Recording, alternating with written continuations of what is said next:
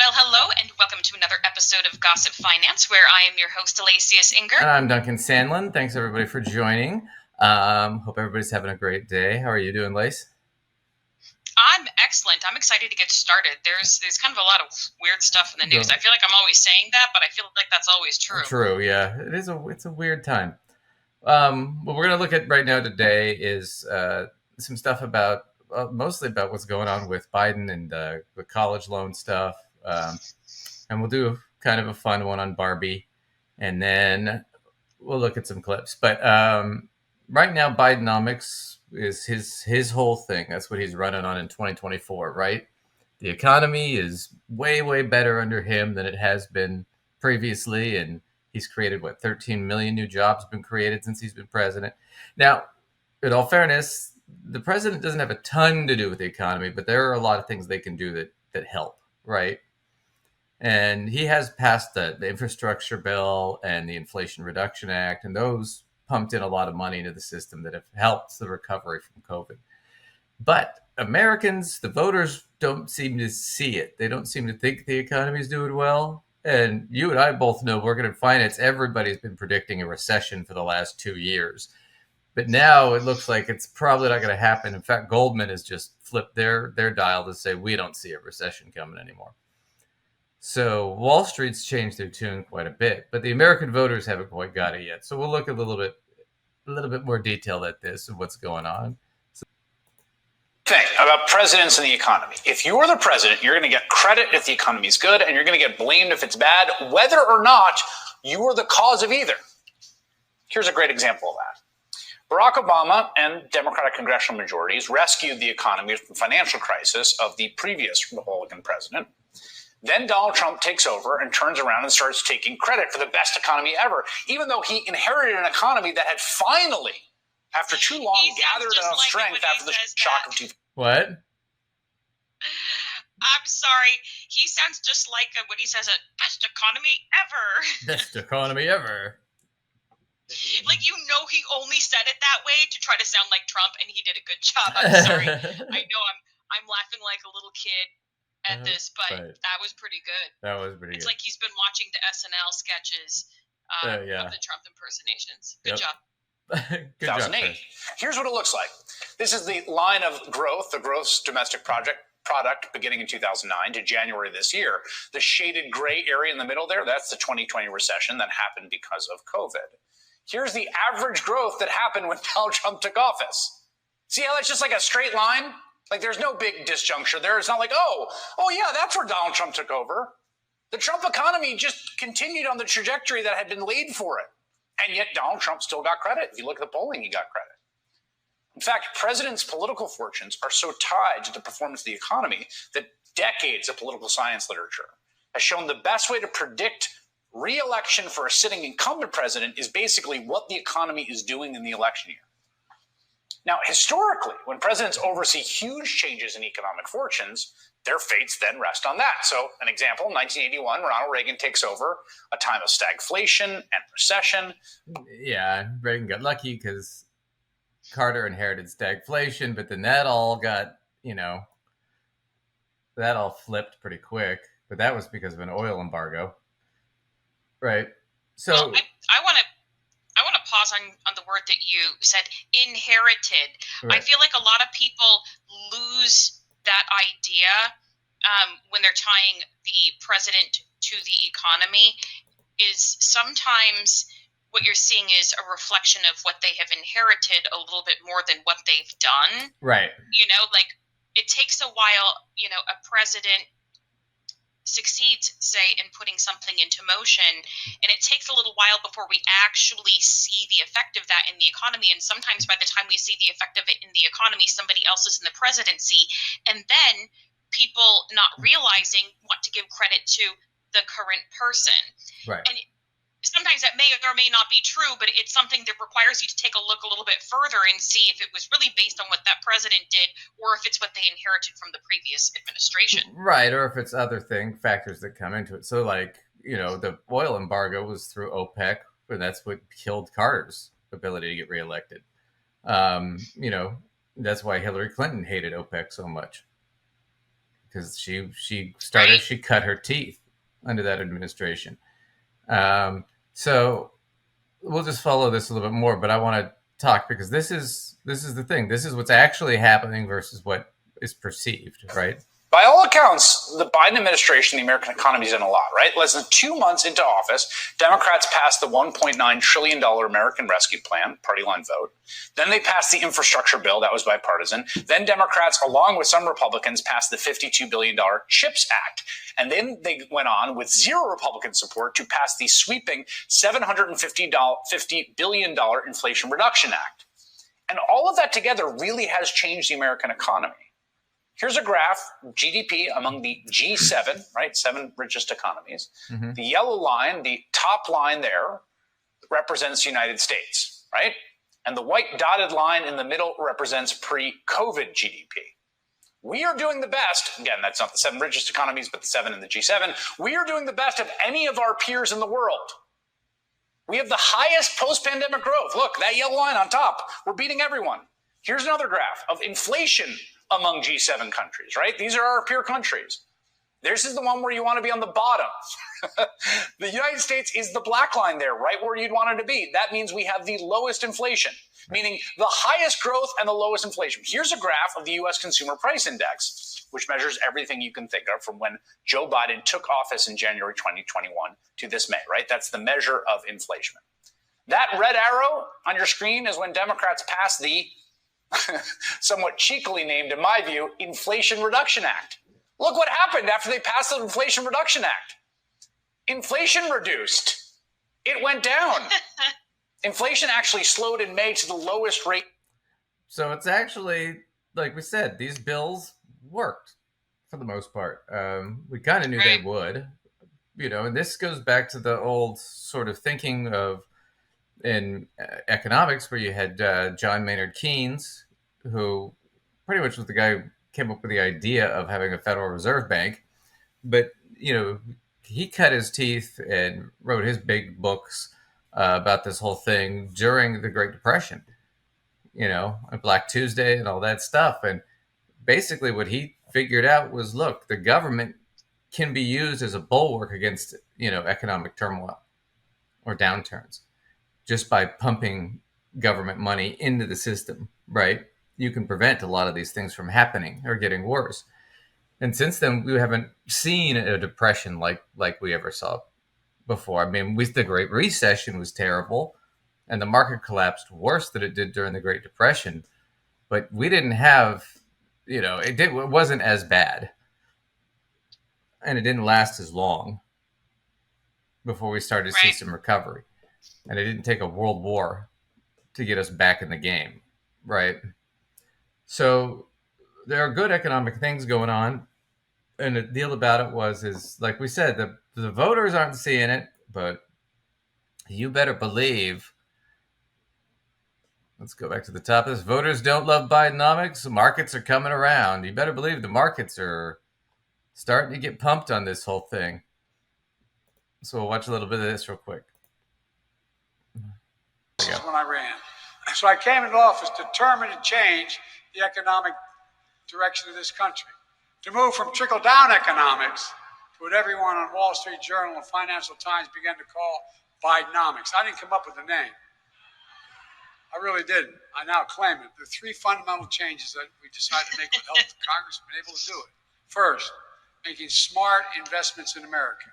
Second, educating and empowering American workers to grow the middle class. And third, promoting competition to lower costs to help small businesses. This is the moment. We're finally going to make a break and move away from an economy that has existed in a fundamentally different direction. Here's a simple truth about trickle-down economics. It didn't represent the best of American capitalism, let alone America. It represented a moment where we walked away from how this country was built, how this city was built. Bidenomics is about the future. Bidenomics is just another way of saying, restore the American dream. So that's his political message. We'll see if he can get that out to the voters. But I think it's a good message to be running on, which is we're no longer doing this top-down shit. We're going to start investing from the middle and the bottom out and up.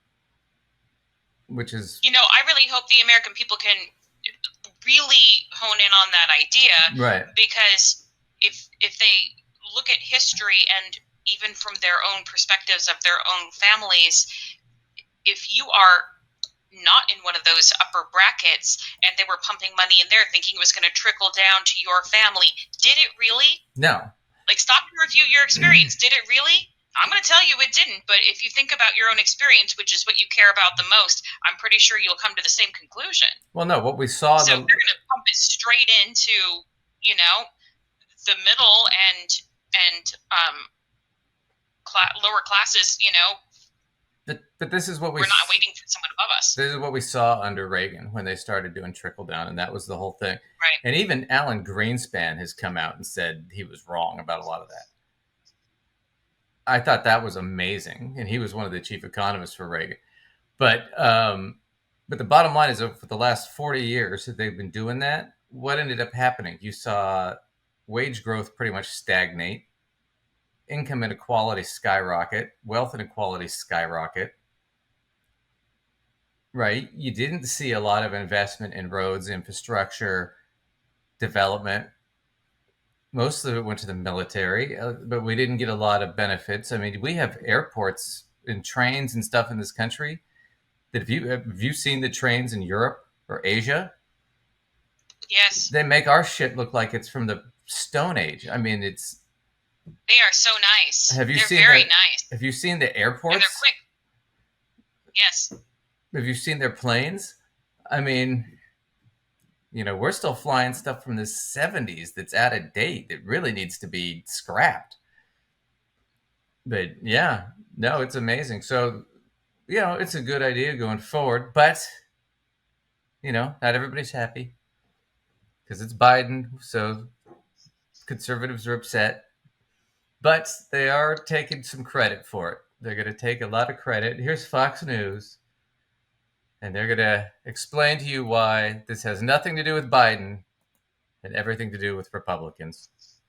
I can tell this is already going to make me crazy. Biden continues to tout a resilient American economy and labor market. He may have Republican-led states to thank for both, with an earnings surge in right-leaning states helping to compensate for sluggish growth in progressive states. New federal data shows earnings nationwide rose 5.4% on average between the first quarters of 2022 and 2023, but much less in blue states like New York, California, and Connecticut compared to Republican-led states like North Dakota, Texas, and Florida. So what accounts for the difference? We're back with Dan Henninger, Kim Strassel, and Mary Anastasia. Well, let's see what they say accounts for the difference. But they're basically saying Biden doesn't get credit. Listen, I've got my own theory on what it accounts for, but we'll let them tell us about what I am going to pre-anticipate it is going to be nonsense, and then I'll give you my take. Right. Well, then we'll look at what actually is happening. Yeah. But I think this is hilarious. They're so bitter. They got to find some way to take credit. What is behind these very stark differences? Surprising. Yeah, they are surprising, Paul. And I might add that the national number could be a lot higher if it weren't for states like New York and California dragging down the average. And for no apparent reason other than high taxes and regulation, which is causing human and capital flight from these states. Migration out of those states to the others. Yes, and they take their money with them when they go, by the way. And another thing that we have to keep in mind. That's just inaccurate. Because California is actually seeing now an insurgence of people back in. Right? So that's not true. The other thing about it is a lot of what drove people out was the pandemic. Well, the pandemic, so people will be able to work from home. Right. So a lot of people just left the city. I don't have to live in the city anymore. Why am I spending all this money? Right. And some people, my state of residence is New York, and many people left the city, and some went to neighboring states, but some didn't leave the state. They went upstate a ways because they no longer needed to work in the city, but people shuffled around, and I imagine many cities in California had that experience too. Yeah, that, and real estate prices went up, and and whatnot, especially after the pandemic. There was a big boom on that, and I don't know if it's leveling out or what's going on. We can look at that next week, but there's a lot of speculation around what's going on. But also the high regulation and stuff, they've had those regulations and everything for decades. Now all of a sudden it's what's stifling them. It's kind of I don't know where she's getting this analysis from. I don't even know who she is. She could be anybody. Let's see. This is just such a bad website that they have. Well, I don't know what the hell happened there. I don't know what that is. Yeah, now they're at a brawl in Vegas. Gosh. Yeah, their website is just terrible. Well, we can skip the rest of that because there's not much more that they can say that's of any interest. Okay, well, let's just take a look at that map for a second. Can we pull that back up? No, because it keeps fucking shutting off.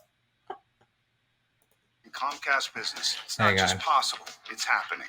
Get started with fast speeds no, this and website security for $49.99 a month for 12 months. Keeps Call reloading on me today to learn more. Here we go. This is it again. You know, another thing that we have to keep in mind is. Well, we finally got it back. Okay, well, I'll cut some of that and we'll just start from here. All right. 3, top 2, marginal 1. tax rates, because I think those are very important. I mean, if you live in New York City, your top marginal tax rate is now around 52%, all in federal, state, and city. Why put up with that when you don't have to? You can live somewhere else, and you can keep a small apartment in New York and come 3 days a week and not pay those kinds of taxes. But the problem for the But you're talking about an incredibly wealthy person if they're paying the top marginal tax rate. Okay, and I have to tell you, I don't know a lot of people that can afford to just keep a small apartment in New York, right? While their home is somewhere else, and just come in 3 days a week. I'm not saying they don't exist. And I'm not saying there aren't people in my income bracket and below that haven't managed to finagle things like that. But she's speaking about it as if the average person, average middle class person, can just have these apartments strewn about. They own their place upstate and they got their apartment in the city. Yeah. Well, I do know a handful of people who have that. But come on. Yeah, who's she really talking about here? Let's listen to the rest of it. Middle class is that those are the people who create jobs. And so when you have a lot of capital flight in the high earners, you end up having capital flight and human flight in the middle class as well. Kim, well, that is, I think, is an interesting point. Okay. Because she's almost got it. And then she trips over her own dick, which is this. Yes, you have to have capital to start new businesses. So you have to have an influx of capital if you want to see growth, generally. And that either means from people spending more money or people investing money, right? That's true. And if she's saying, well, all the rich people are leaving, that doesn't mean they're not still investing. I could still invest in a business and not live there. Right. Right? So it's kind of a stupid argument, but it does lead to kind of the bigger issue, which is, okay, why are the red states hiring? Their earnings are going up, but they're also hiring faster. And what we found out from this, and this is just a Washington Post article, is red states tend to be more based on things like, let's see if I can find it here. So they talk about the hiring and the quitting, blah, blah, blah.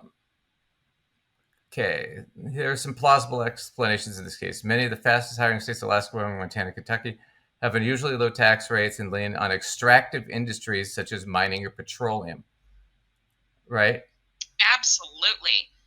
We were talking about that before, and quite frankly, those states they had highlighted on their map, North Dakota being one of them. I grew up in North Dakota, and I still have family there. And what I can tell you, most of the economy there is the oil industry and the farming industry. And in the oil industry, when when they're being able to pull a lot of oil, tons of jobs are created. Everybody's flocking to there. The economy overall is booming. They're opening new hotels, new restaurants, all these new housing communities to house these workers, right? But then sometimes the work goes away and everyone disappears again, and then the economy drops. So it's also cyclical, and you have to look at where you're at in that cycle too. Right, which is what the article says right here. Certain unspoken workers in those places often tell reporters that regulation-happy Democrats in Washington are stifling business. And they probably are right, and those, they may be right.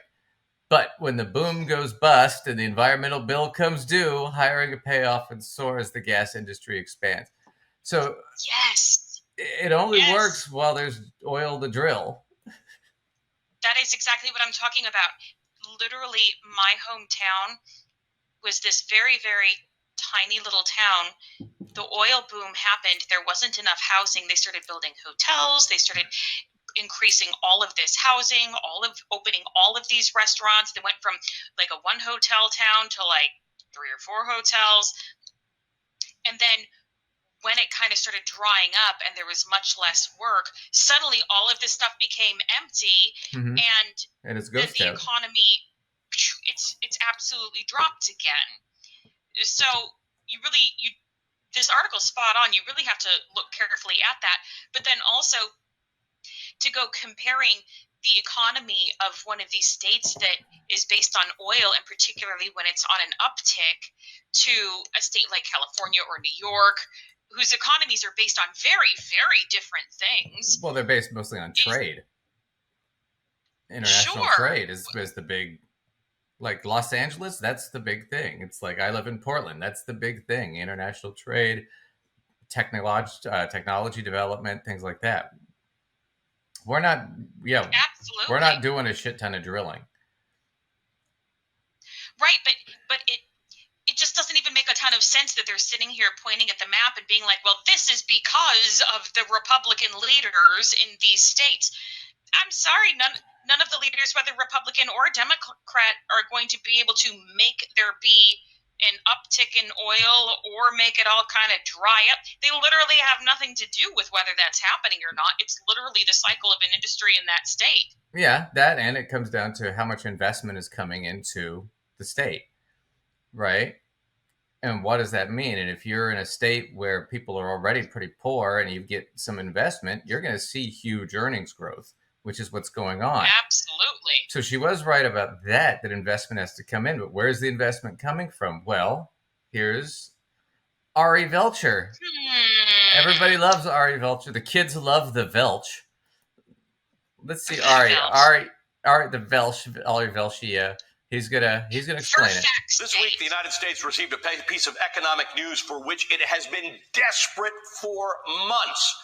Inflation, which has been crushing our economy in a years-long surge, has cooled significantly. In the month of June, prices rose only 3% compared to the year before, which is the smallest 12-month increase the country has seen since March of 2021.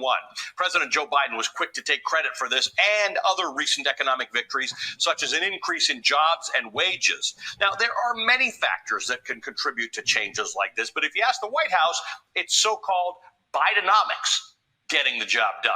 Just 2 weeks ago, House Speaker Kevin McCarthy denounced the strategy as a, quote, economic disaster that will cause decades-high inflation, high gas prices, lower paychecks, and crippling uncertainty that leaves Americans worse off.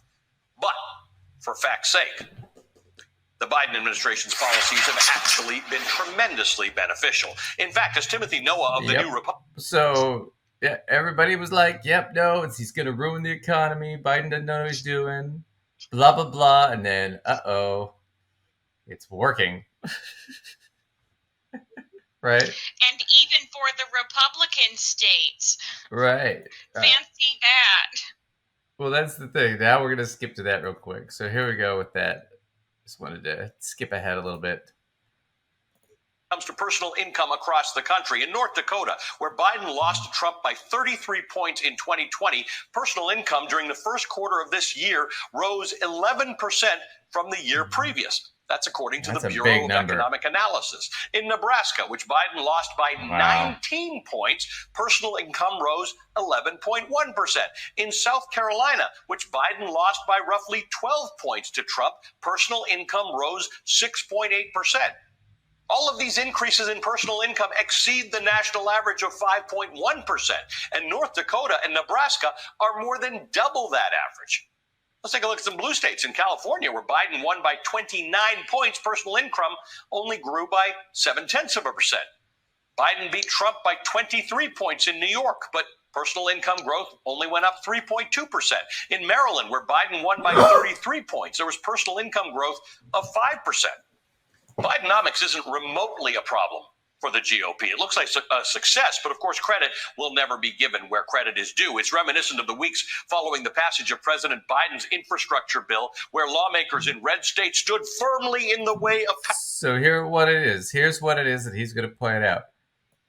Where did all this money come from? The infrastructure bill, the Inflation Reduction Act, dumped billions of dollars back into the economy, creating new jobs, new infrastructure projects, new construction projects. Which is exactly what it was supposed to do. New drilling, blah, blah, blah. And what states saw the most benefit? The poorer states that needed it the most. It's not going to affect us in or people in California or us in Oregon all that much.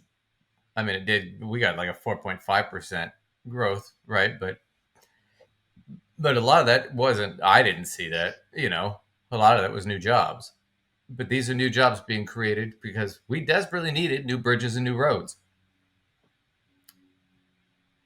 Stuff was falling apart in this country. It was bad. I remember reading at one point, it was like 1 out of 7 bridges was a hazard. I mean, so he's going to point that out. But all these Republicans voted against it. All those people on Fox News that were just saying, oh, well, it's really the red states that are doing this. They were against all this. And now they're taking credit for it. Now that it's happening. And it's working. Passing that bill, but showed up with bells on and those big ceremonial scissors to cut the big ceremonial ribbons when the projects got underway. We also passed once-in-a-generation investment in our nation's roads, highways, bridges, railroads, ports, airports, water system, high-speed internet. We got a little help from Republicans, but not a lot, but enough to get it passed. But the truth is, there are a lot more Republicans taking credit for that bill than we actually voted for it. I see them out there, and now we're going to build this new bridge here. We're all for it. And by the way, this new road, and we're going to have an internet that's going to be all the way. I love them, man. They ain't got no shame. They don't have any shame. They ain't got no shame indeed. As money started to roll out for infrastructure projects, Republicans went looking for a pat on the back, even after voting against the funding that made those projects possible. Arkansas Senators John Boozman and Tom Cotton announced almost $50 million in grants for their state in a statement that read, quote, "This funding will go to infrastructure projects that are critical to maintaining roads, trails, and railways in Arkansas. I am pleased Senator Boozman and I were able to secure the grants for these projects," end quote. Nuh-uh. Both senators voted against Biden's bill. Alabama Congressman Robert Aderholt released a statement saying, quote, "I am pleased to announce that the city of Cortland will receive this grant for $1.6 million. I'm always happy to support this type of funding in Congress that provides for the traditional infrastructure needs of our communities," end quote. Whoa, Nelly. Congressman Aderholt voted against Biden's bill. Freshman.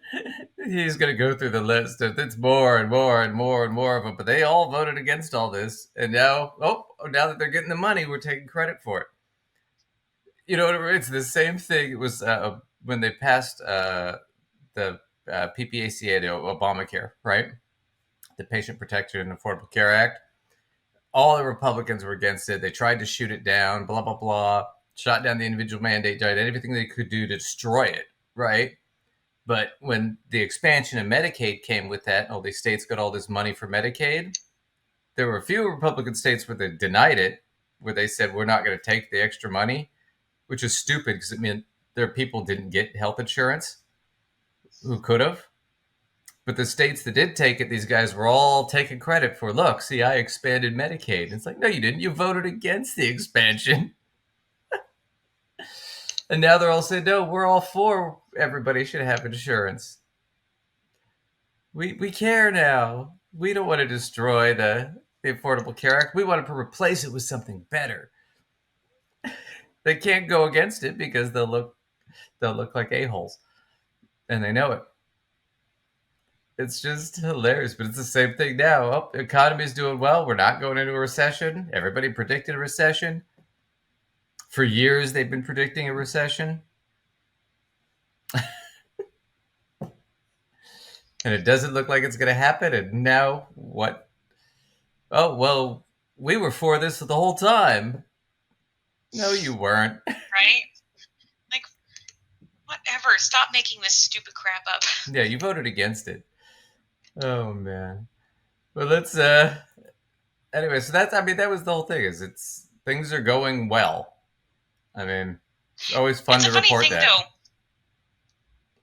I feel like they sort of have to toe the line in this sort of interesting way that's actually pretty sketchy, but we vote against this thing. It goes through anything. It does something wonderful for our state. So we now can't really pretend it didn't do a wonderful thing for our state. So the only thing we're really left with is to somehow zoom in, be super excited about all the wonderful things that are happening while we are in office, and just try to diminish and ignore the fact that it came from something else. Right. You know? Well, it's the same thing as we all supported getting rid of Roe v. Wade, but now that that's unpopular, we weren't supportive of that. Right. Oh, that was the other guy. That was somebody else. Right. That wasn't me. Let's pretend that didn't happen. No, but the other thing they've got is, since they really don't have any policy that they're running on, the only other thing they got is they got to run on, we're anti-trans people, anti-woke nonsense, right? And that's all they got. Thus brings us to Barbie. Barbie. So the Barbie movie comes out this week. And it looks funny. But Fox News is not happy about it. Christian conservatives are not happy about the Barbie movie, Lacey. So here we go. Tudor Dixon is host of the Tudor Dixon podcast, and Peachy Keenan is the Federalist senior contributor and author of Domestic Extremists. I'm going to start with you, Peachy, because you wrote a practical guide to winning the culture war by Peachy Keenan. It's a great article about this in Revolver, and you say that this. Oh my God! Hold on, just stop. You mean to tell me Barbie and pals are going to be the ones sitting here complaining to us about Barbie and pals? Yeah. Please tell me the irony of this is not lost on you. No, it's not. It's not. At least the Shut the front door. Oh, sorry. At least the one girl wore pink. Right. Barbie, Skipper, or what's the other one's name? Midge or something? Isn't there a Midge? I don't know. I'm from the Barbie era, but I can't really remember their names other than Barbie and Skipper was the niece, I think. Yeah, I can't remember. Well, Skipper was the teenage Barbie. I forget what the actual relationship was, but it was the teenage Barbie. Yeah. And I thought there was one named Midge with kind of brownish hair. I don't know. Maybe I'm making her name up. I think you're making that up. I think that's... But anyway. And therefore most insidious packaging of feminist cliches and trans grooming that you have ever seen. Tell us more. Yeah. I have two daughters. I have a 7-year-old and a 14-year-old, and they've been talking about going to see Barbie for weeks now. They've seen the posters. They saw a trailer before the Spider-Man movie, and I didn't even know it wasn't PG, but apparently it's PG-13. It's full of suggestive humor. And I found out last week, they somehow didn't let anyone know this with the marketing campaign, that one of Barbie's main 3 sidekicks is, surprise, surprise, a man. I mean, is nothing sacred? There aren't a lot of movies that appeal to little girls, and this was one of them, but now it's off the list, and I don't really know what they were thinking. They just gave Barbie the Bud Light treatment, which probably looks pretty stupid in retrospect. Yeah, I mean, Tudor, it just, I don't get it. I mean, I have more Barbies than I can count in my house because of all my girls.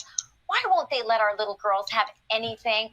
It's not even profitable. I mean, Disney lost $900 million on the last 3 woke children.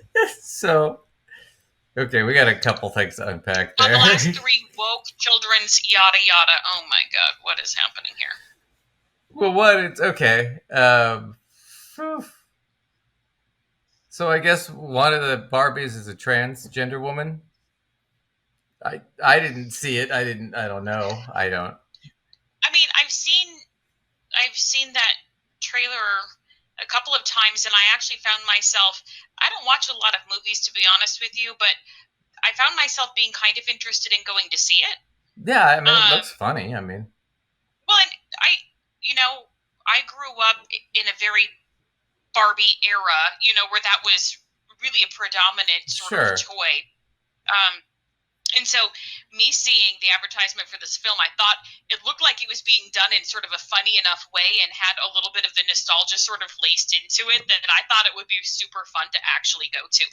But within that trailer, I mean, I wasn't looking for it, but the truth is I didn't particularly notice any actors that stood out as being trans to me. But even if they did, like, I'm so care? not centered around that.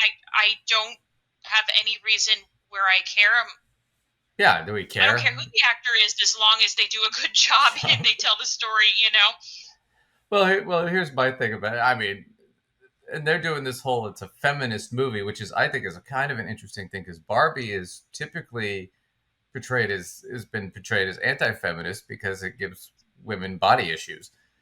Because I think they factored it in. If Barbie were an actual person, she'd be 6 foot tall, and her measurements would be like 33, 18, 22, and she'd have size 3 feet. Right, and let's You're talking about a person who wouldn't be able to physically stand. I mean... Yeah, anatomically, she wouldn't really be able to balance to walk. She'd kind of topple herself over. Yeah. Yeah.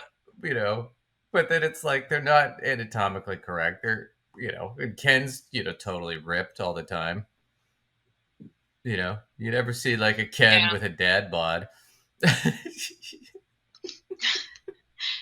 Because that would be funny stuff. I think Mattel, the Barbie people, sued them for it, and they had to change the title of the book and pull it off of shelves. I actually have the original book. It was called Adios Barbie. Wow.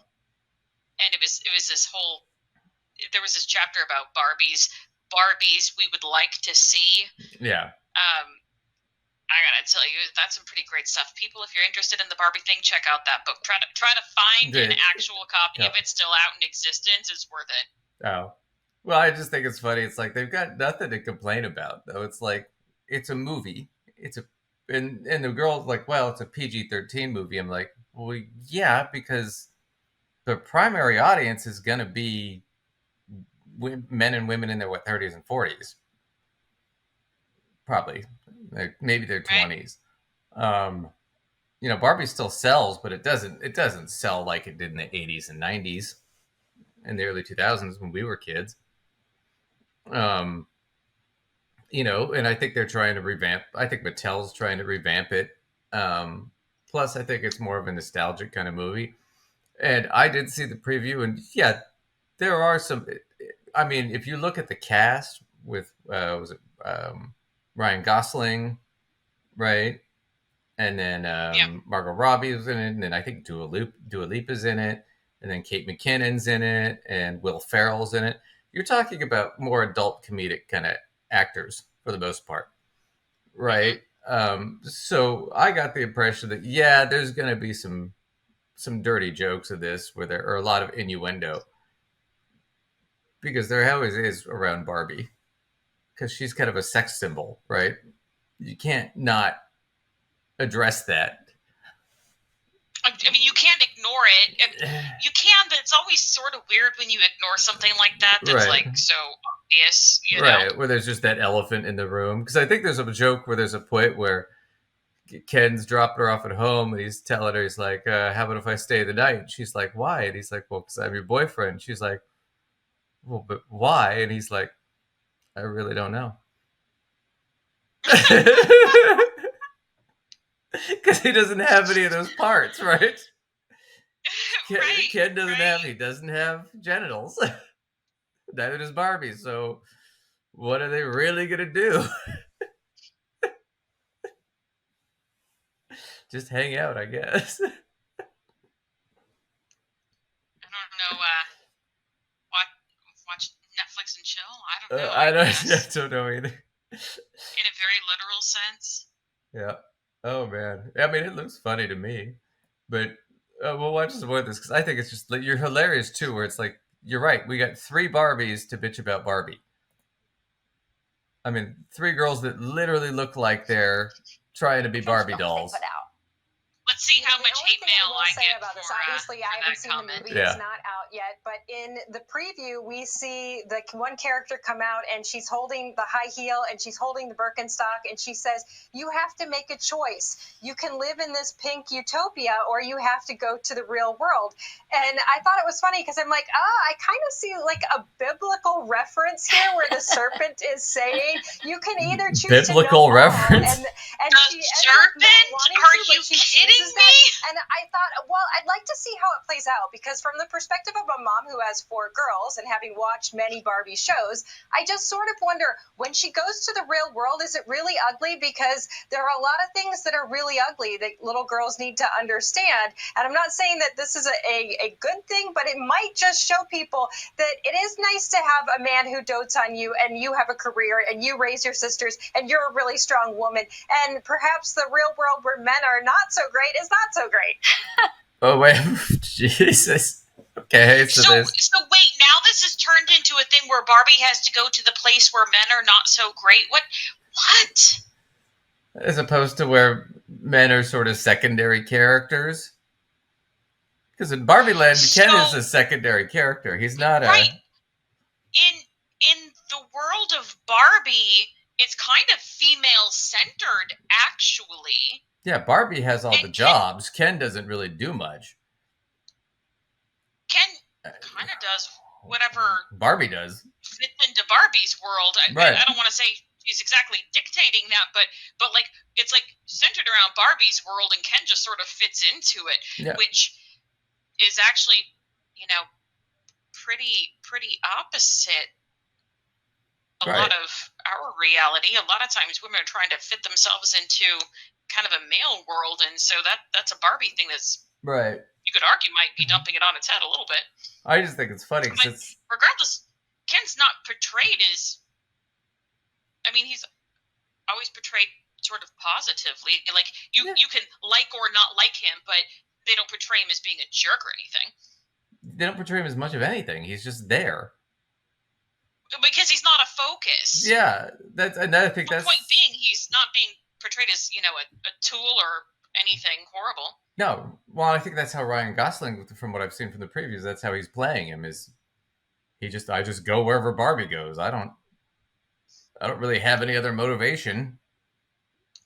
Right. I just follow Barbie. Yeah. But yep, I just think it's funny. I mean, that's Fox News too. That's what they've got going on. We're going to complain about the Barbie movie, and we're going to bring on a couple of Christian nationalists who look like Barbies to complain about Barbie.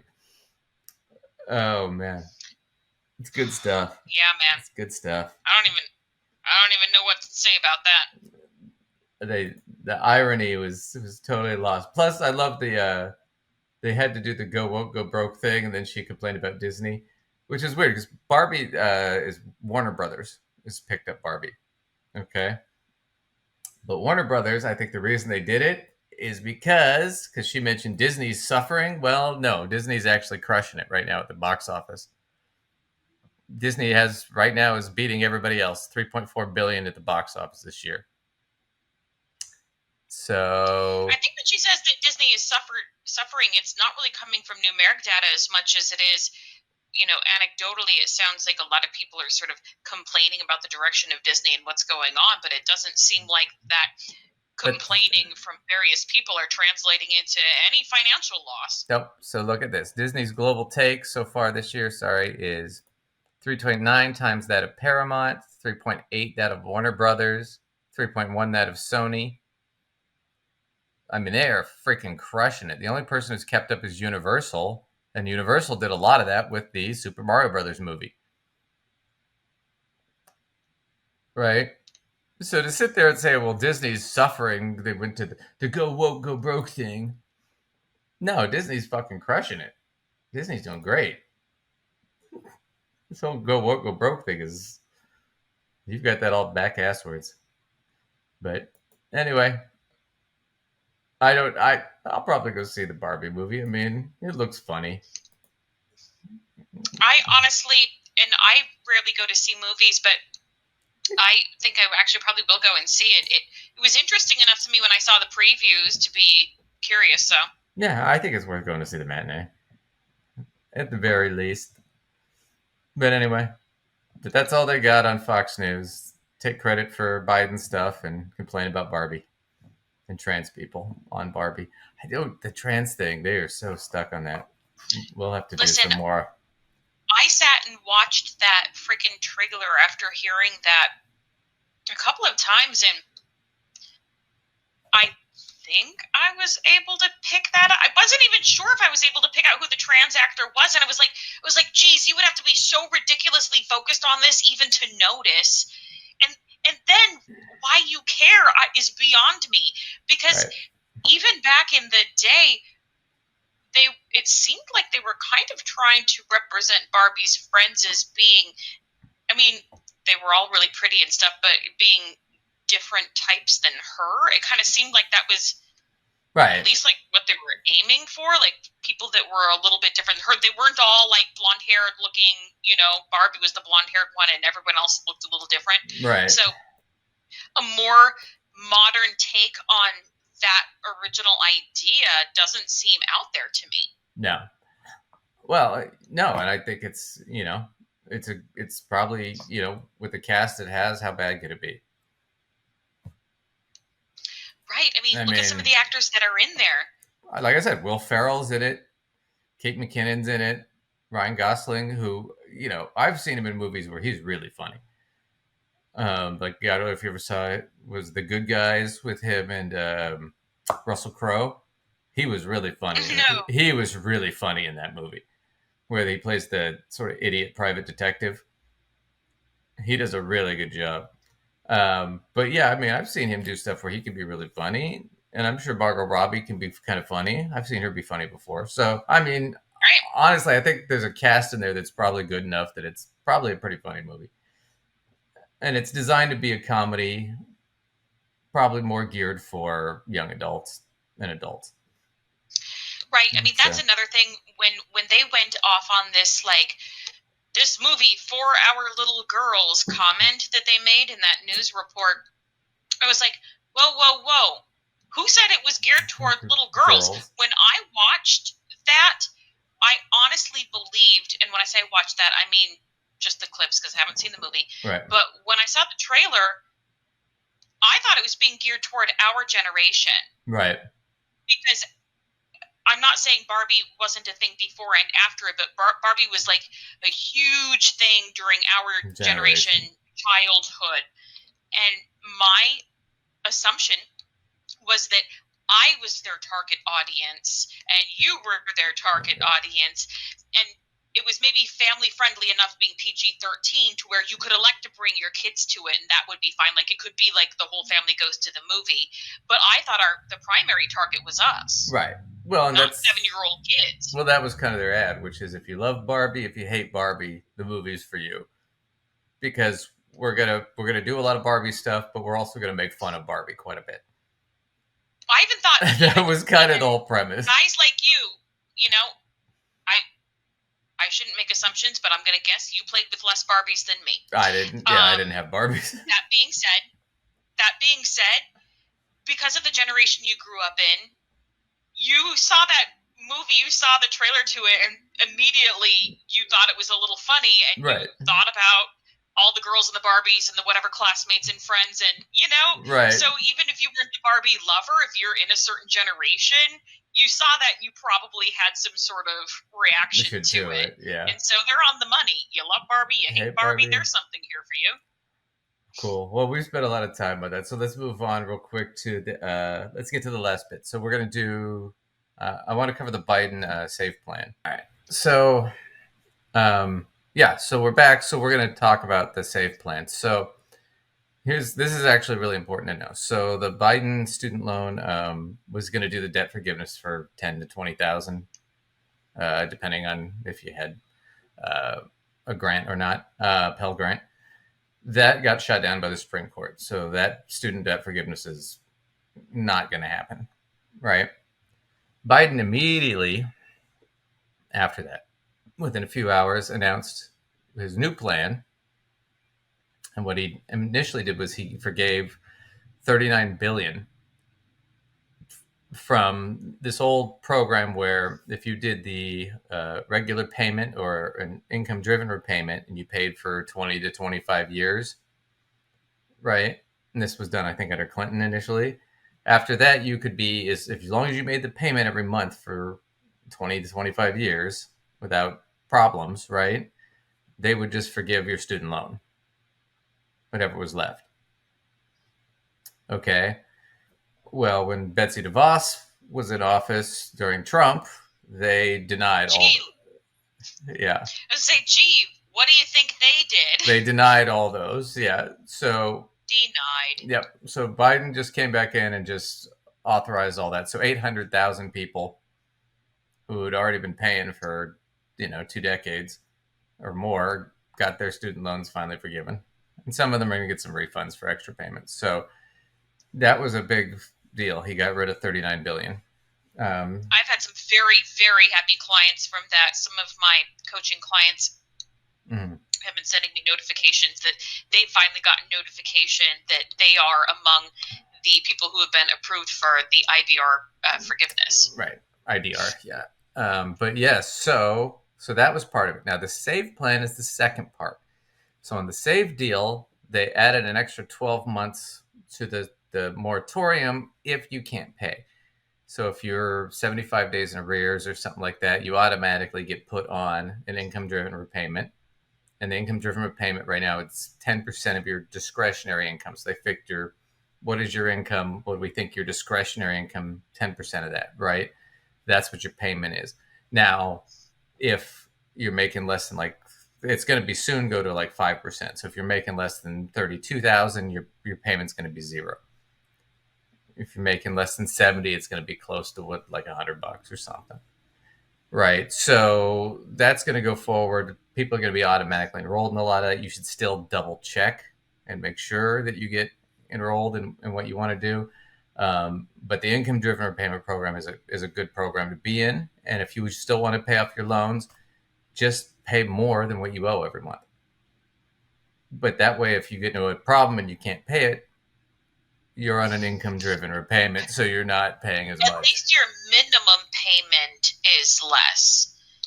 I'm a huge fan of making your minimum required payment as low as possible, really for the emergency factor. And then if you have a goal to pay something off faster, obviously, throw more money at it. Find an online calculator. There's so many that'll do that homework for you and figure out what your payment is going to be that you decide on. But if something goes wrong and you've got suddenly some emergency financially, you can drop it back down. Right. So that's always a good thing. But here's the other big thing to the IDR payments, right? Because just about everybody's going to be eligible for those going forward. Under the new Biden plan, the SAFE plan, instead of 20 to 25 years, it's 10 years. So if you make 120 payments in a row, you're eligible for forgiveness of your loan. That is a life-changing difference. Think about it like this. You're 22, you just got out of college. You get on the IDR, your initial IDR payments, whatever, $50 a month, right? Income-driven repayment program. You pay your $50 a month. You pay it every month. By the time you're, say, 32, now the payment is, say it's $400 or $500 a month because you're making over $100,000, right? But once you've made that 120th payment after 10 years, now you're 32, it's 10 years, you can qualify to get the rest of your loan forgiven, so you'd have no more payments. Oh, hang on. So think about that. You could be 32 with no more student loans for a kid getting out today. That's incredible. Now, Republicans are upset about this. Conservatives are upset because basically it's a kind of a way to skirt paying most of your student loans.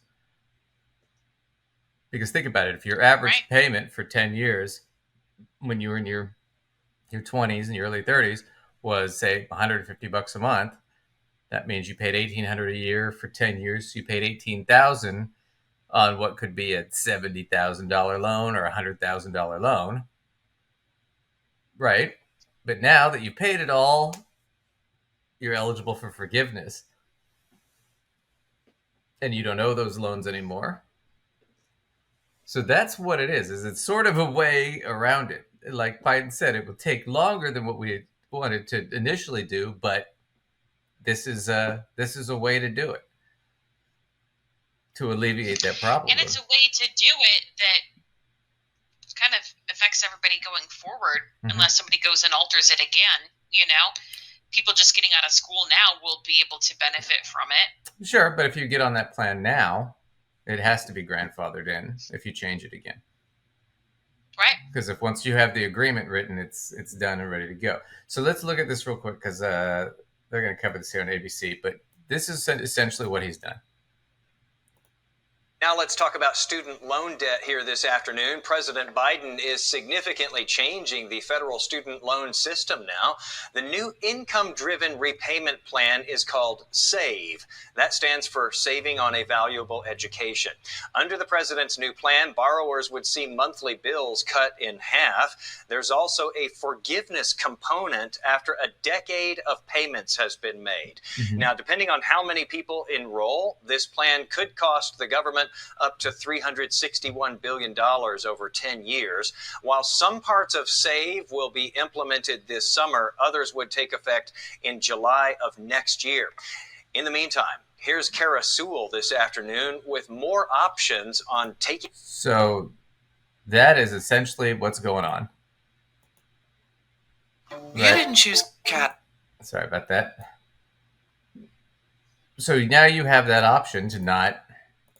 or to just pay it for 10 years, right? So that's incredible. It changes the entire game,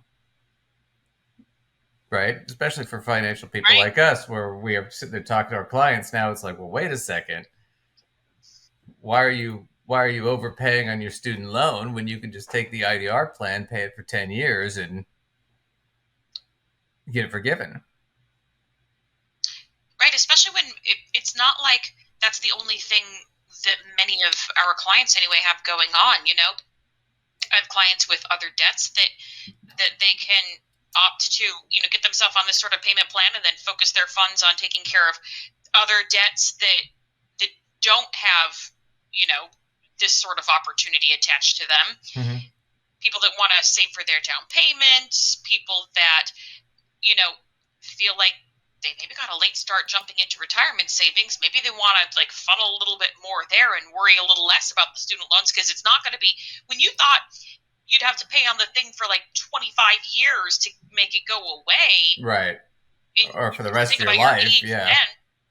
Or for the rest of your life, it makes people go, I've got, not that much extra income to deal with, but I better funnel it to my student loans because I don't want to be paying it when I'm 75. But geez, if it's going to go away so much sooner than that, you can breathe a little easier and take the opportunity to, invest in your retirement accounts more even. Yeah. So here's the question is does this go to a bigger legal battle? It might. I imagine it probably will, but we'll see what happens with all that. But this is going to be tough because he's doing this under the NDEA, the National Defense Education Act, right? Okay. Before we even play this, I want to say point blank, and I'm sure some of our viewers have this life experience, but for those who don't, there already is a $0 payment in play. He's not doing anything new in creating a $0 payment. That already exists.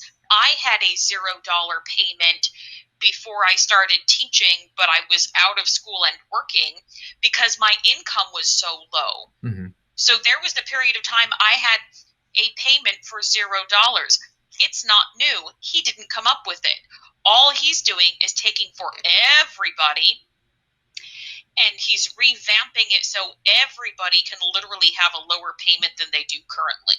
Right. Some will end up on the $0 payment. Yeah. But I just don't want people to all of a sudden attach that to him because he's reducing everyone's payment, but he didn't even come up with the $0 payment thing.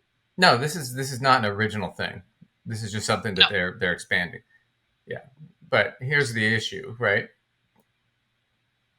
All right. So the Biden administration calls it student loan safety net. Okay. Opponents call it a backdoor attempt to make college free. Because essentially what it does is it lowers the cost, right? So starting this summer, millions of Americans with student loans will be able to enroll in a new repayment plan that offers some of the most lenient terms ever. Interest won't pile up as long as borrowers make irregular payments. So that's another thing you have to understand. If I owed $25,000 and my payment's $0, it used to be that $25,000 would accrue interest and grow. That doesn't happen anymore. So that's a huge, huge deal. All right. That was certainly what was happening to me when I had the $0 payment. Right. That 25 became 27, and kept going. Yeah, no kidding. And then millions of people have monthly payments reduced to $0, and in as little as 10 years, any remaining debt will be canceled. So this is known as the SAVE plan. So this is a new way to basically prevent a lot of student debt from piling up. Okay. So that was kind of what's going on. So let's look at this. Fox News is going to talk a little bit about this. This is not Fox News. It's Fox 26. So this is regular local news. We're going to have them talk a little bit about what's going on. The Department of Education announced $39 billion in federal student loans that will be forgiven for 800,000 borrowers. And we're also learning more about... So this is what we mentioned before. So this was the other big forgiveness thing that he just did. Biden's new SAVE plan. Let's go straight to consumer reporter Heather Sullivan, who's joining us now live with some smart sense to break it all down. Heather. Yeah, so after the U.S. Supreme Court blocked President Biden's $400 billion student loan forgiveness plan last month, the administration is fixing another broken forgiveness plan and lowering payments through its new SAVE plan. The Education Department says $39 billion in federal student loans will be forgiven.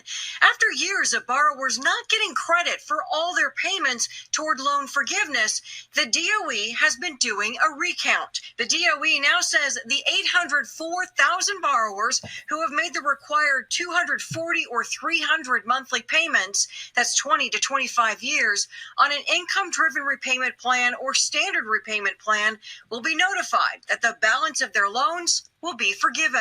And after the U.S. Supreme Court blocked President... So these are all people that qualified for this and got overlooked. This $39 billion for these 804,000 people. So this and they were giving them the no stamp. Yeah. Well, and you also this is under DeVos, under Trump. They used to do the PSLF, which is for people for nonprofits and teachers and things like that. After 10 years, you're supposed to get your loan forgiven. They were denying those left and right. I mean, yeah, I think during their span of time, it was something like 3% that actually they gave it to. They were denying everybody because, they made an error on a form or something, anything they could not to prove it. So this is all, I would say, all really great stuff for students, people that owe student loans. Now you have a way out, a 10-year plan. That's a lot better than it used to be, right? But it also deals with some of the cost issue. Now, let's go to our favorite. Let's go to a clip of our favorite crew, the Dave Ramsey crew. They're big fans of us. How did they feel about this? Because they just got through with their gloating tour about how student debt forgiveness was shot down by the Supreme Court. So how do they feel about this now? Let's see. The painful truth behind Biden's latest executive order. Guessing they're not happy. Today, as of hours ago, Biden came through and issued yet another executive order of some sort. Yeah. Ish. Executive order of sorts, yes, issuing yet more forgiveness for borrowers, which in the past we've been seeing these trickle through, things for disabled folks, vets, people who their school went out of business. And, I'm definitely not mad at that. She's not mad at that. Okay. Disabled people getting money. She's not mad. She's not happy. That's getting money. She's not mad. She's not mad. She's not happy, but she's not mad. One that came through today, $39 billion of forgiveness for around 804,000 borrowers. And so, of course, everybody's like, Jade, what does this mean? Is this for everybody? Is this for me? What does this mean? And I'm like, well, if you really look at it, this is for folks, John, who signed up for these income-driven repayment plans. You might see it labeled as IDR, and you're like, what the heck is an IDR? Some of them were income-driven, and some of them were just basic repayment plans. So clearly she didn't read the full article.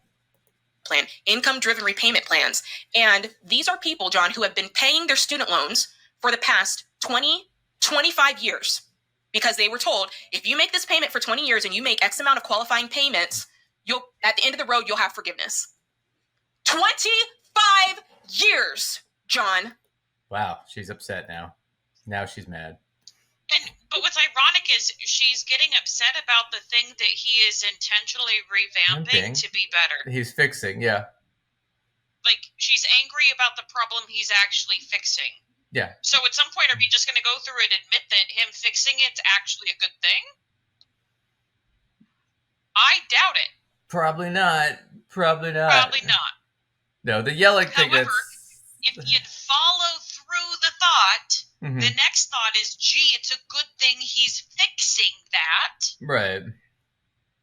No, that's not going to be the thought. Now, remember, the yelling thing's an evangelical thing that they do, where they yell to get your attention, to keep you awake in the pews, right? Dave does it all the time. He just starts yelling about something, right? So that's what she's doing. I don't know about you, but I don't respond all that great when people are yelling at me. I'm just saying. I don't know. I get irritated, but she's yelling. She's upset now. Wow. You'll have forgiveness. And then you get there. You're sweaty. You're tired. Your body's aching. Your back is broken. And there was nothing there. They say, nah, we changed our mind. And now finally, these folks are getting their money. So, hey, it's a good day for our parents, right? If they had student loans. For real. But here's where I'm at. And here's for me where I think it's just painful. These plans that are for these folks 25 years in are like, finally, I'm getting my money. These are the same plans, John, that they want borrowers today to get into because student loan payments are coming up. You're going to have to start making your payments in October, right? Hey, we don't want you guys to have to pay too much. We don't want you uncomfortable. So why don't you jump into one of these income-driven repayment plans? The new one, I believe, is called the SAVE plan. Y'all can correct me if I'm wrong. They're always changing the acronyms on this. But the idea is, hey, you can jump on the site. You're automatically enrolled when payments come back.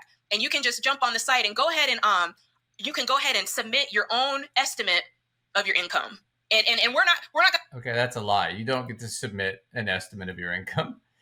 You have to submit taxes. I'm sorry. You don't get to submit With any of the income-based repayment plans, you have to submit either pay stubs or taxes. I cannot imagine this is magically going to be different. Maybe they let you plug in what your income is, but then you've always got to upload your forms that show it. Right, you got to prove it. You can't just say, "Oh, I'm making $0 when I'm making $1 million a year." You can't. Yeah, I mean, she's full of shit on that one. This isn't like the early 2000s where they had those Nina loans, no income, no asset loans. Ninja loans, yeah. For homes. It's not like those. Yeah. That's not what's happening here. You got to prove your income.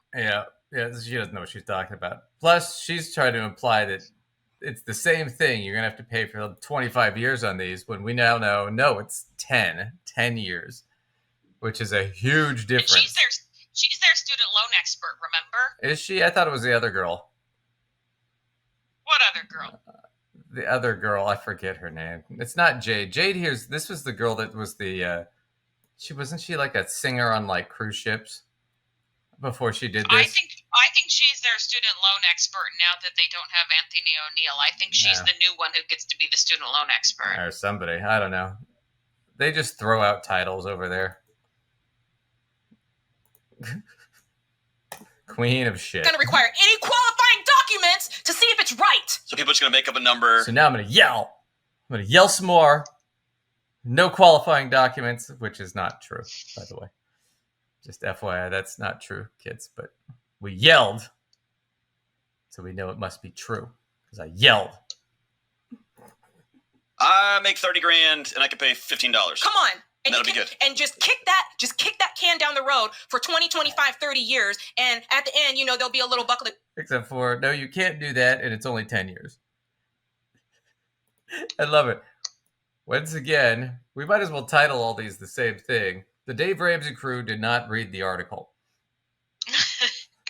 That's the title of basically every one of these. We can stop brainstorming for titles of at least those portions of clips because all of them could be that. Yeah. It'd be clip number 200. The Dave Ramsey crew did not read the article. Clip 200. Installment 5 million. Oh, God. But she's going to keep yelling. Keep yelling, baby. Yelling about something that's not even happening. I think she needs a hug. You think she needs a hug? Or a Xanax. The gold at that rainbow. Except Try the that hug and the Xanax. in 24 years, we're going to have gone through, 6 presidential transitions? Come on. 12 Senate transitions. Take that long. Who knows, man? And with the data coming out yesterday, there was folks are beginning to talk more and more about the psychological, the mental health aspect of owing people money. Yes. And it is sleep inhibitory. It messes up your sleep, messes up your relationships. It makes you not want to live, makes you not want to be married. Wow. It makes all these issues. And so what we're saying is, I want you to be unwell for 20 years. Go to the college of your choice and that you feel most passionate about, and study what you want to study, and just give us a little bit every month. Choose to be miserable. Yeah. And not be fully present because you have this hovering over your head, this black cloud, as the article said, hovering over your head. And then in 20, 25 years, if you're lucky, we'll take it from you. Yeah, I mean, John, you painted a beautiful picture in an early. But that's not what's happening. So now they're just literally nobody's saying we want you to be unwell for 20 years and then we'll do something. Nobody said that. Just stop. None of that's going on. Oh man. So yeah, so they once again, they didn't read. They don't know what's going on. They clearly didn't read the article. They don't know what's happening. Man, it's just painful. I mean, because think about it. I mean, if it were 20 years or 25 years, then yeah, that sucks a little bit. Right? That does suck. But think about it like this. If it's 10, 10's not such a hard thing. And if it's 10 and you're making the minimum payment. If it's 10, you and ours, they would have been gone. Yeah. They'd be gone. Yeah, I wouldn't be paying student loans anymore. Right. It'd be over. But yeah, nope. That's the thing. And furthermore, the reduction in the cost based on your income, right? Because before it's like, okay, I got a PhD, but I'm only making $60,000 a year as a professor. You're paying on that till you die. But now it's, oh no, you just pay the income-driven repayment price, right? Whatever that is, $100, $200 a month, right? You pay that for 10 years, and then we'll forgive it.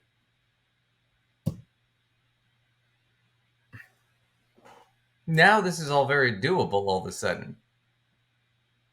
For everybody. Right. I mean, it's not perfect, but it's a lot better than it is.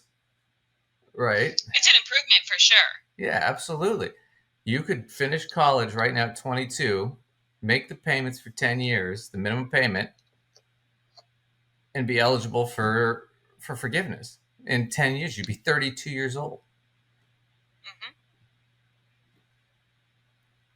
I mean, you'd still have the rest of your life ahead of you. I mean, you wouldn't even have lived half your life yet at that point. You're only 30. Right. So, yeah, I mean, geez. But, yeah, they always get it mixed up. Well, let's do one last thing. Do you want to do a cage match? I have two, actually, we can do. One is... Go ahead. I was going to say, you should tell me their titles, and I should just pick based on title appeal. Okay. One I didn't set up yet, but I can do it in a second. One is I'm 71 with no retirement. And then the other one is college students are making less money. which is kind of on theme with what we're doing today. I just need. Yeah, so maybe we should. I'm really intrigued by this 71 thing, but I'm feeling like in alignment with our theme we have going right now, we should go with the college students making less money bit. Okay, give me 1 minute then to set it up. We'll take a quick break here while I do that. Cage match because it fits in. It's also the Dave Ramsey Show. It's titled "The Death of the College Degree?" ? Graduates are making less money. And of course, I saw this and I'm like, that doesn't sound even remotely true. So I had to check it out. Already feels like not a thing. Yeah, already feels like bullshit. So had to check it out. So let's go see. Let's see what they say. Come on, baby.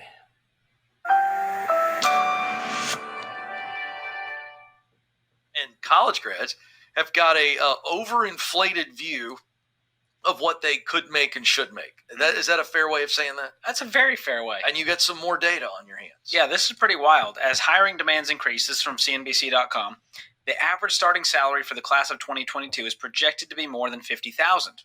Okay, checks out. That's However, right. current college students expect to earn twice that, $103,880 in their first job, according to one report. Yeah. Okay. That's a problem. It is a problem. It's not realistic. The market. Well, okay. So CNBC, right, is where they got this from, right? He inflated that quite a bit. I don't know where he got that number from because I found the article here from CNBC. New college graduates are overestimating their starting salaries by $30,000. He's saying okay, average starting salary is about $56,000. That's true. So if you go on and look at like any university site, you can see, well, what's the average starting pay for one of your graduates? That's usually right about where it's at. Usually right about 50 to 60,000. That's pretty normal, right? Now, what they're saying is current college students expect to earn much more, almost 85,000 in their first job, according to one report. Okay, but why are they expecting that? Well, I looked at this. Here was where they got it from. They got it from this site called realestatewitch.com. Okay, because students work for less than college students won't work for less than 72,000 at their first job. Now, when you go down through this whole thing, to learn more about student salary, we asked 1,000 undergraduates pursuing a bachelor's degree about their finances. But they don't really tell you where they ask these people. Okay, and then it goes on to say, go back. Go ahead, okay. It goes on to say 79% of undergraduates think they deserve more money. So it sounds to me like this is A, a survey, but B, based on what their expectations are for their salary and that they don't want to work less for a certain amount, not literally based on what the jobs are paying that right. they are getting qualified for. So there's nothing wrong with this information, but I feel like they're trying to use this information to mean something that it doesn't. Well, on top of that fact, it's you're right. Their implication is that college students are making less, was kind of what the implication of the title of that video was. But that's not what's actually happening. What's happening is they're saying, well, no, these people are expecting more. But you're talking about one survey of 1,000 people out of how many millions of college students. I mean, this is not exactly like a qualified study here. I don't even think it's trying to represent itself. I just think it's representing itself as a survey, really. But but even in this survey, this sounds more like what it's reading to me is as a bit of, I don't know, frustration is the word that comes to my mind. Frustration that they have, like they don't want to go out into the workforce with these degrees in these certain areas making less than blank. I don't want to take a job that makes less than blank. Seems to be actually the conversation they're having. They're not Sure. the reality of wages compared to some other point in time, etc.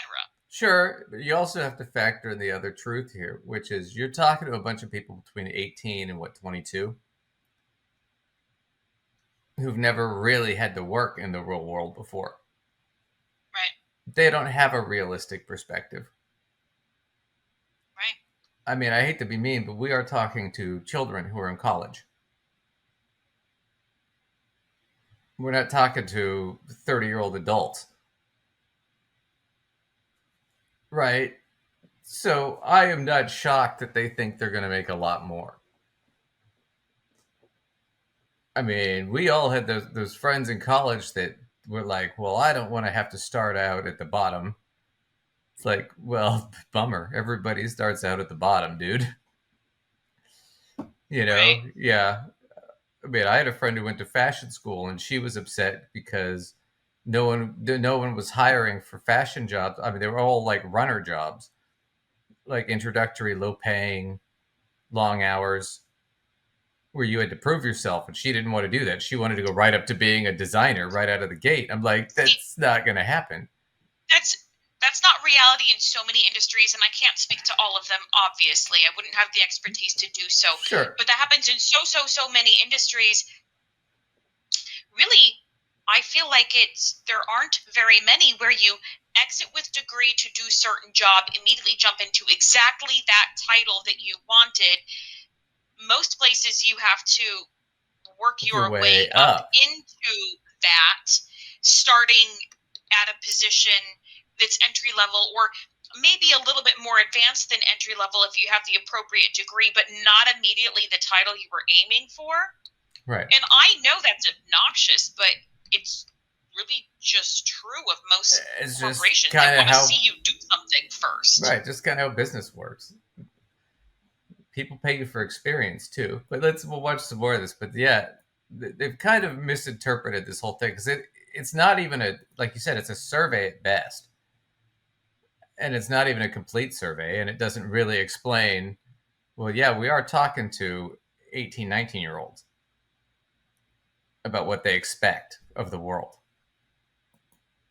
It's not a realistic question. The question is, and I've not seen any of these articles that offer an opinion as to why. I think I have an opinion, but what say you? I interviewed a bunch of high schoolers, and when I talked to them, they all were like, "Well, yeah, I'm gonna make 6 figures when I graduate."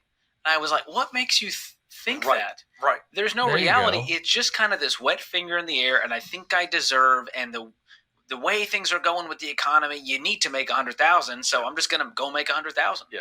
And so here's what's dangerous about this. If you are one of these young people and you're listening and watching this, listen, we're not bashing you right now. I don't want you to hear, here's Ken and George, the old cranky guys like the Muppets, those two Muppet guys that sat in the top, The balcony.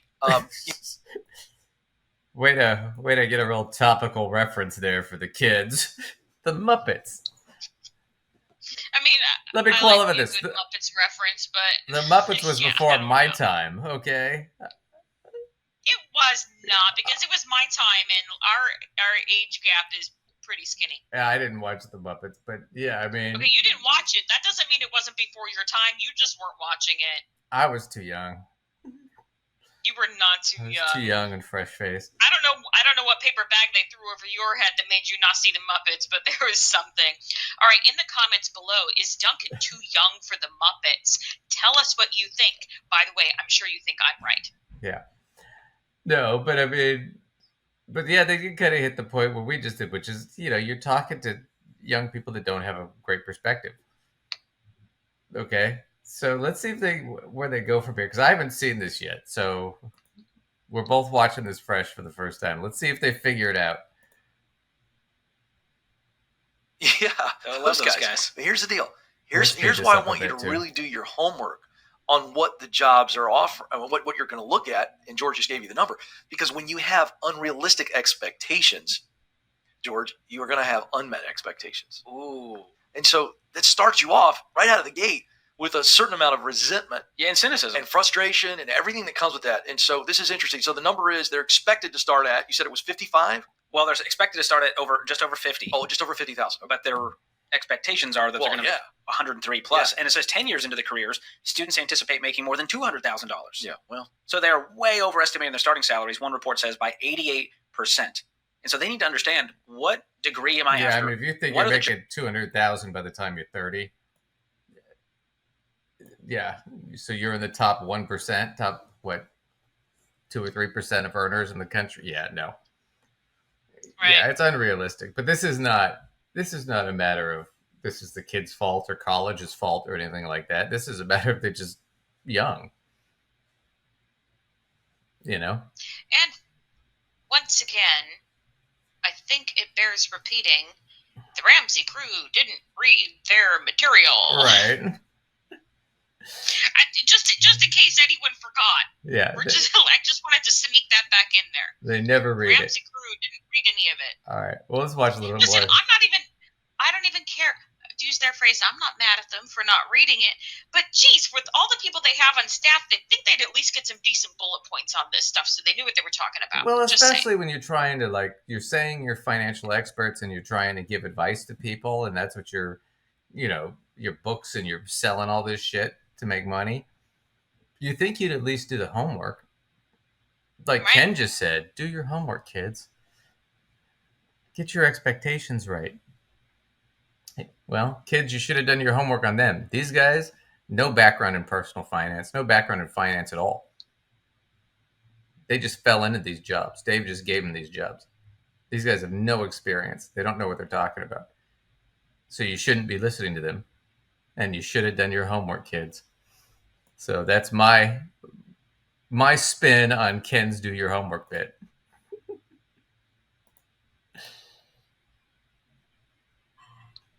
Jobs on the other side of that degree, and what do those jobs pay in my area with my experience? All right, so now are those the steps to take? Yeah, I agree. And so we want to know, okay, what does it look like? They've got to know the industry, and then more importantly, young people, listen, go hang out with women and men who are winning in your industry.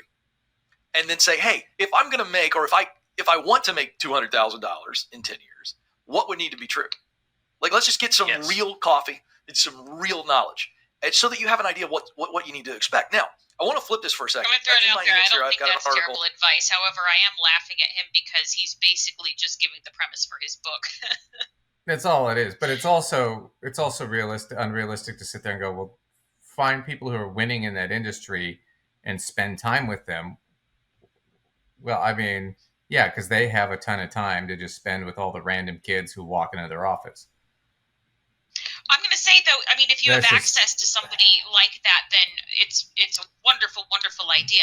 But sure. I have to tell you, my growing up was such that I really only knew people who did things for a living that were sort of adjacent to what my parents and immediate family members did for a living. Yeah. And people who worked in my school and maybe some of their families or something, or my friends' families. Mm-hmm. But my circle of people, I won't say it was nothing, but they were all people that did kind of similar things for a living because it's kind of how they all knew each other. Right. So I don't know that all of these young folks exactly have access to these people. And if you're just randomly looking somebody up that you don't have any other reason to have any connection to, they're probably not going to have the time for you. Right. And then but it's sit there if you know someone. Well, and then to sit there, well, what's the secret to making $200,000 a year? I mean, there's not really an answer to that question. The person who's making that kind of money, a lot of it is they fell into it or they got lucky or, they were in the right place in the right time. I mean, it's not like there's some equation here, which is where I think they fucked this whole thing up too.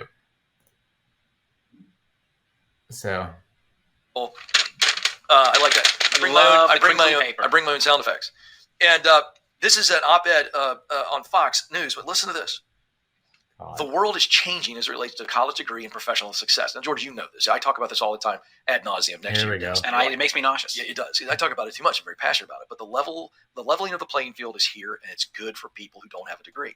Now, there are people that are listening and watching to us right now that they feel stuck because they don't want to go get another degree because either they want to pivot and they feel like they need that qualification, or they don't want to stay in the same field that they're in with the degree they have, and they think, oh, I need a degree. Maybe not. But here's how it's changing. The headline here is employers are wising up. Between 2007 and 2019, George, the share of job postings requiring a 4-year degree rose more than 60%.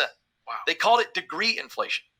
So it was a little bit of a monkey see, monkey do. Everybody's doing it. We don't want to be the ones that aren't doing it. And we feel like, we're going to get the riffraff. We filtered the riffraff out because if you don't have a degree, you're not as good as somebody else. And I'm being honest. I'm not trying to play on some populism here. Well, it's kind of like the credit score. It's just an easy way to go.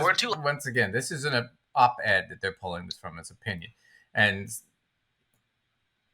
the thing about that is even now today, 70% of new jobs, we've talked about this before, require some sort of advanced education, whether it's a degree or some, 2-year degree or something like that. And I don't know why I went blurry there for a second, but we'll get into that. But here's the deal: is to sit there and go, college isn't quite as good as it used to be, is what what the argument is here. And it's kind of a roundabout argument, because they're going to sit there and say, well, companies now are hiring more people without degrees, but part of that is because there aren't as many people with degrees that they can go for, right? Because right now there's an excess of jobs, so they've had to lower their qualifications, right? Which means they have to spend more money to train, which they're less apt to want to do, but they'll do it if they're stuck. That's what they're missing. Lazy to look into their finances. The credit score tells us. It's a great call, George. Great call. So that the degree and the credit score have become somewhat of the same thing. It's a measuring tool, but does it actually matter? We know it doesn't. You bought a house without a credit score. That's right. And we teach this all the time. All right. So real quick though, here's what's interesting. In 1990, this is the same time that we begin to see a real difference in prime age workers who are earning between $60,000 and $80,000 a year. All right. So 38% earning between $60,000 and $80,000 per year a year had a bachelor's degree. Okay. Today the proportion is 52%. So it's about degree. But listen to this: 4 in 10 recent college grads work in jobs that have not traditionally required a college degree. And in that case, the college graduates in non-college degree requirement jobs are earning more than $10,000 less. In other words, the way they write that's confusing. Sure. If you have a college degree, you're making over $10,000 less than your compadres who have no degree. Wow. So all that to say. Well, but wait. 2 questions. But there's the catch. The catch is you're in a job that doesn't require a degree. So you also don't have as much seniority as somebody who started when they were 18. Right? And you're talking about a rarity. Right? You're talking about a situation where somebody's desperate. Now, let's look at this, because this is where, because like I said, this all just, it doesn't seem to make sense to me to sit there and go, well, okay, well now it's better to not get a degree and just get a job because you'll make more money. It's sort of what they're kind of alluding to here, right? But they can't say that because it's just not true, even though they want it to be true. But here's the reality. So I took this from Association of Public Land-Grant Universities. Okay, how does a college degree improve graduates' employment and earnings potential? Okay, typical earnings for bachelor's degree holders are $36,000, or 84% higher than those whose highest degree is a high school diploma. So they make roughly $36,000 more. Right, to begin. College graduates on average make $1.2 million more over their lifetimes. Here's a little chart here. High school degree holders average around $30,000 from 20 to 27. Bachelor's degree holders, $52,000, which is similar to what we saw before, which was $56,000. Right. 3.5 times lower poverty rate for bachelor's degree holders versus those with a high school degree. Unemployment is a lot lower. More likely to have 47% more likely to have health insurance. I mean, this is just simple stuff here. High school diploma, total lifetime earnings 1.3, some college 1.5, associate's degree 1.7, bachelor's degree 2.2 million. So everything they're saying is, well, under this specific lens, right? If we're just looking at this one specific detailed thing, then yeah, that college degree holder is making less money. But it's not the aggregate. It's not the whole. It's not the big picture, right? College graduates expect to make more right, than they're going to make because they're being unrealistic. Yeah, but we're talking about you asked 1,000 kids. You didn't ask the whole. Right. And what school did you go to? Did you go to like Harvard and ask those kids? Or did you go to like, the local public school? The local state school? Right. The state school, the city school. Right. Those kids probably have a little bit more realistic understanding. But that's my point. So this whole thing about, once again, what's the title of it? Oh, does a college degree worth it kind of thing? Was it the death of the college degree? Right? Graduates are making less money. And yet that is not the case at all whatsoever. Man, they really have a problem with people going to college or people getting their loans forgiven. It really pisses them off. Well, they really, I don't know, it really just sounds like they just want everybody to be able to do it the way that they did it, but they're too short-sighted to see that without some extra supports, not everybody can do it exactly the way you did it. Yeah, I don't even think they're that nice. I think they literally just think that poor people shouldn't go to college. I honestly think that. I think that they think it should just be for people like them. So, anyway, we're going to wrap up with that. Good episode. Good work. Where can everybody catch you, Lacey? All right. As always, you all can catch me at mysensitivesense.com. There I have articles and information about workshops and courses. If you want to get further information about any of those or send us something you want us to review or work into an episode, email us. And where can they do that, Duncan? You can email us at gossipfinancead@outlook.com. It's down below. Thanks, everybody, for joining us, and we'll catch you guys next time. Great work, and we'll see you later. Thanks. Gosh.